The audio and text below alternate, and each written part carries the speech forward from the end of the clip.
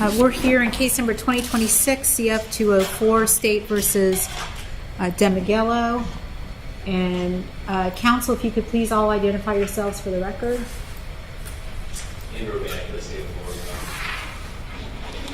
Aaron Demiguel for the defense. Right out of the gate, no defense.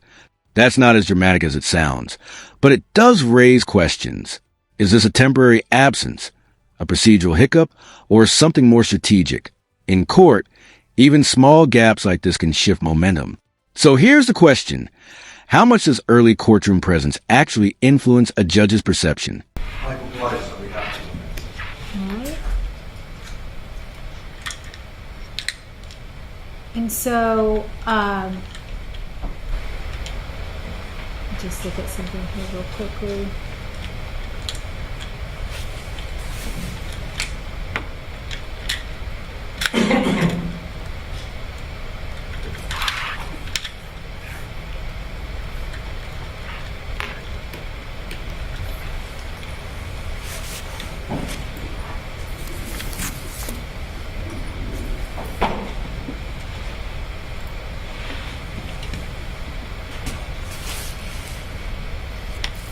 So I think we're here today on a motion to reinstate bond. Was there not another motion that was also set? Ron, to the best of my knowledge, prior to Mr. Delgado appearing as announcing his co-counsel, we had a motion to determine indigency. This is where things start getting technical, but important. Motions about indigency and bond modification aren't just paperwork. They directly impact whether someone can afford legal representation and how much freedom they have before trial. Translation: this is a legal system deciding not just what happens, but how fairly it can happen. And then a motion for modification before we grant the RR to allow Ms. Demiguel to travel to Volusia County for school or for medical purposes.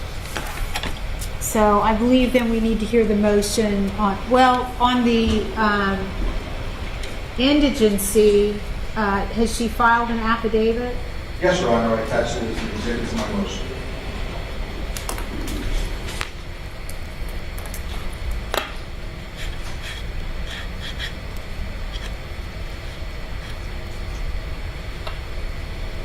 Madam Clerk, has it made it to the court file?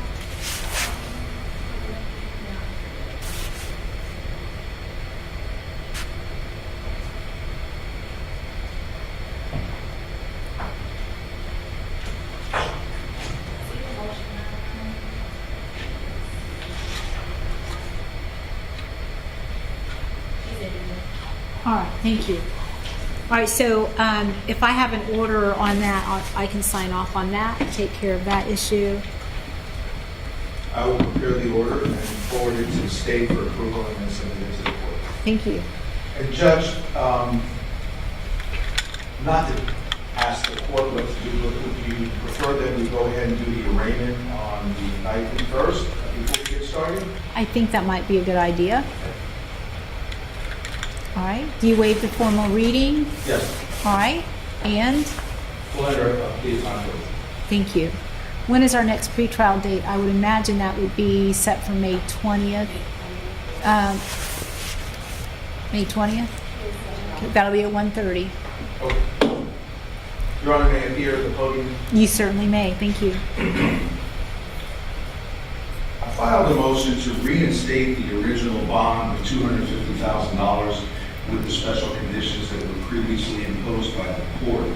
I sent a copy, of course, to the state, but I had an interesting conversation. I spoke to the bondsman. The defense is leaning hard into a key principle: presumption of innocence. Notice the strategy, highlighting her age, medical needs, and lack of flight risk.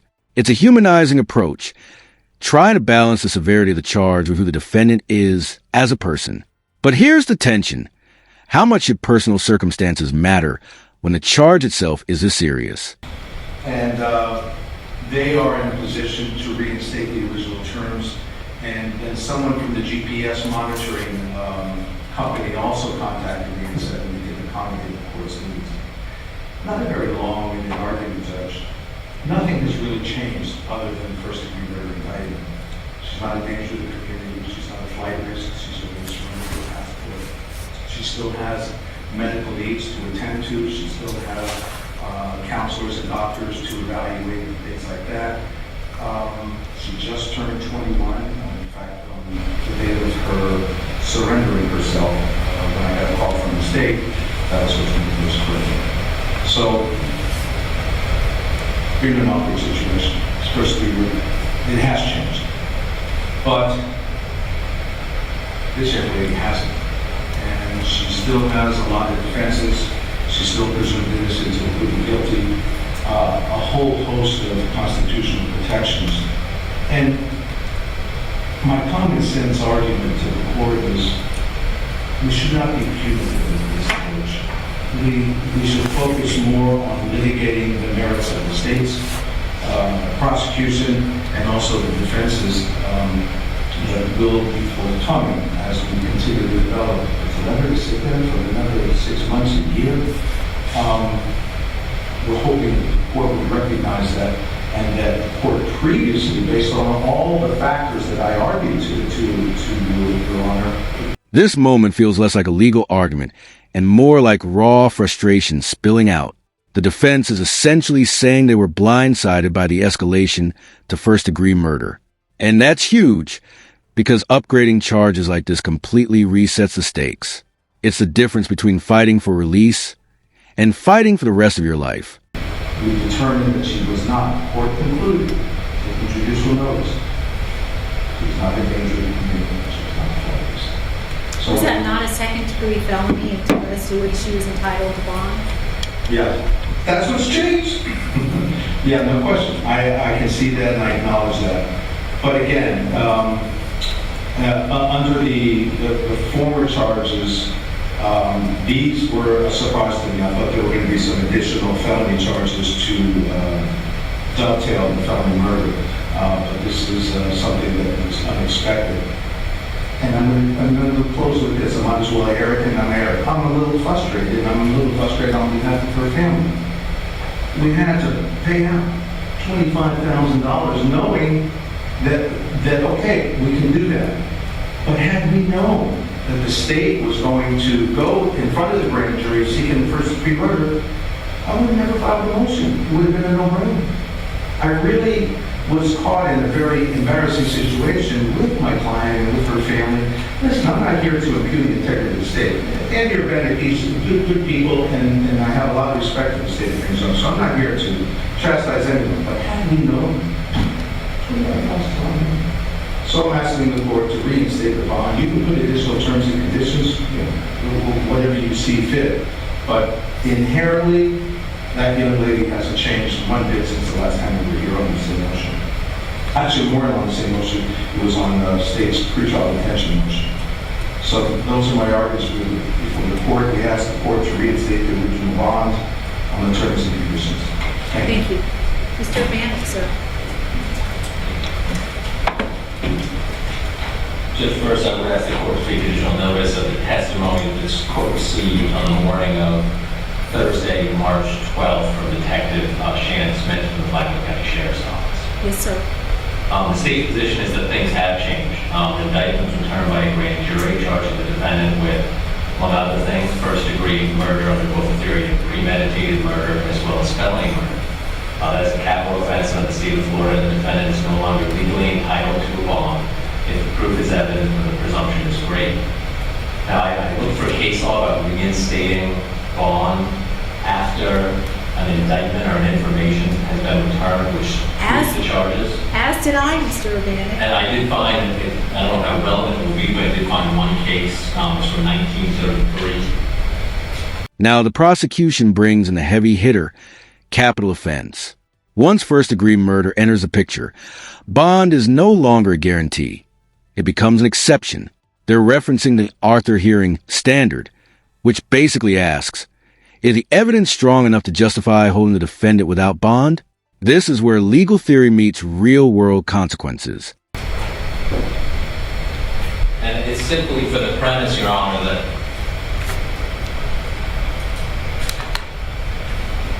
They got books that way? it's an old one, but it appears to still be good law, and it's simply for the premise that once a capias or information an indictment or information is issued, and then habeas is issued on that indictment or information, it's then up to the issuing court to send that habeas to set a bond on the new habeas. So it's really not as simple as reinstating a former bond for aggravated manslaughter, but it's more about this court issuing a bond on the habeas and indictment for first-degree murder. Again, this is So basically, you're saying this case. What you're telling me is this case is saying that I would not be, even if I were to set bond at $250,000, I wouldn't be able to reinstate, and they would be able to use the original funding that they did on the original bond. I don't believe so, Your Honor. I don't believe they can, because again, it's a different charge and it's under a new indictment, and the case is that came from that indictment. That's why I bring up the Arthur issue, because under Arthur, the defendant is no longer legally entitled to be bonded out. That's why I was curious if you had found any case law on that specific issue with respect to the facts of this specific case, because I also did some research and was not successful in finding anything. I think Arthur is what the court is required to follow. The state has, at the original hearing, certainly met its burden with respect to proof of guilt is evident, presumption of guilt is great. And there it is, the decision, bond denied. The judge leans on both precedent and the severity of the charge. Notice how quickly things shift once it's labeled a capital felony. 1 minute it's about conditions of release. The next, it's about whether release is even on the table. Final thought. Do you think the law here prioritizes public safety, or does it risk undermining presumption of innocence? And I think that of course favors pretrial detention, and this is a capital case. And I know that the family knows this because they're represented by two fine defense attorneys, is that if in fact she's ultimately found guilty, if she goes to trial, she's looking at spending the rest of her life in prison. And this changes things. The indictment certainly changes things. And I appreciate Mr. Politis' common sense argument. Law isn't always common sense. And the state doesn't have any further argument for the matter.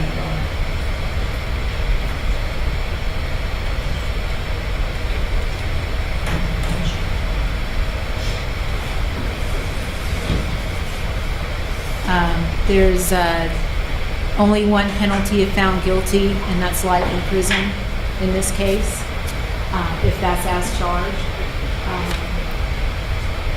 And the court does in fact find the state has met its burden. With respect to the findings that were made at the original hearing, that was based upon an aggravated manslaughter charge. The stakes are certainly much, much higher in this case. The state hasn't presented anything to the court other than what was at that prior hearing. Is there anything else that the state would like to present, or are there any other facts that have come to light? Judge, I will July testimony in the next session. All right, so the defense's motion to reinstate original bond is respectfully denied. I will cite to the Supreme Court of Florida 1933 case 109 Florida 286, but more importantly, this is a capital felony, and again, denied. That makes the other motion moot, of course. Anything else? And Mr. Politis, I know that I set the pretrial date for May 20th. I don't mind setting it out a little bit further, but I would just need a waiver of speedy, but I'll leave that up to you what you'd like to do. We'll file that waiver of speedy trial, and we agree with the judicial economy and all the other parties that we put something out in June. I was thinking- Revisit at that time. I was thinking June, And then absolutely. I have one more matter for the court. Judge, I have counseled with my client, with the family, and I am blessed to have a relationship with Mr. Delgado. I would request that you allow me to officially withdraw as co-counsel, and there's more to come. I will assist him in any way I can. But 2 alpha males in this courtroom, we're going to drive you nuts, Judge. So it's best just to have one, and Mr. Organic for the state. But I ask the court to grant my request as full counsel. And Ms. Mr. Delgado will be primarily responsible and exclusively responsible. All right, and I've obviously worked with all of you all before. It was always a pleasure working with you, Mr. Clyde. Happy to see Mr. Delgado on board, but yes, sir, you are officially, your request is granted. And any other business we can take care of today? Pre-trial, Judge, it's just standard pre-trial docket calls, whatever the technically appeared by I mean, I don't. I mean, I think early on, no, but as the case probably gets closer, yeah, I'll want to see in person. If there's any scheduling or substantive issues to discuss, of course, I would come into that. And the same certainly for Mr. Delgado. I don't need you guys here if things are moving along as they should. In the beginning, I think we have so much discovery to get through. We may just do written motions until we get to the point where we start carving out time. There's 100+ evidence that appear to be taken, so it'll take us long. Well, and what I'm hoping as well is the case is still very early on. I've got excellent counsel on both sides, and I know you all will communicate with one another, and we'll see where this takes us. But I actually don't object to that. And you as well, sir. All right. Thank you all very much. This hearing is concluded. Thank